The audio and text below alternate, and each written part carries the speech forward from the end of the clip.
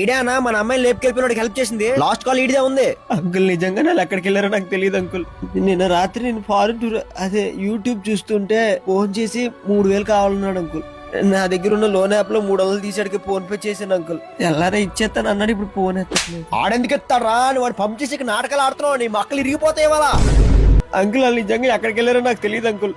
అసలు మీ అమ్మాయికి నాకు అసలు ఆడికి నాకు పరిచయమే లేదు అంకుల్. అసలు ఎవడో కూడా నాకు తెలియదు. ఒక్క నిమిషం అంకుల్. అంకుల్ ఇది కంపెనీ నెంబర్ అంకుల్. మీ ఫోన్ లో రీఛార్జ్ అయిపోయింది, బ్యాలెన్స్ చేసుకోమని చెప్పి జాన్ జిగిరే నంబర్ సేవ్ చేసావు కదరా. నెంబర్ చూసారా? నాకు చెక్కేస్తారు ఇవాళ, నాకు అర్థమైపోయింది. హలో రే బావా, నేనురా. ఎక్కడ ఉన్నావు? అంతా ఓకేనా? హలో ఎవరు?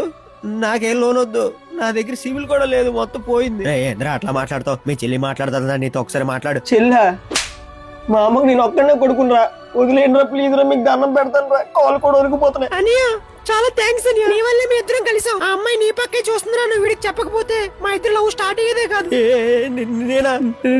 నేనెప్పుడు చెప్పాను? నేనేం చెప్పలేదు. లేదనియా, మా పెళ్లి అయిపోయిన తర్వాత దండలు వేసుకుని నీ కోసం సెపరేట్ గా రీల్ కూడా చేసి పెట్టాను. ఇన్స్టాగ్రామ్ లో చూడు, ఫుల్ వైరల్ అయిపోతుంది. మా వాళ్ళు ఇద్దరికి వచ్చి ఉండాలి.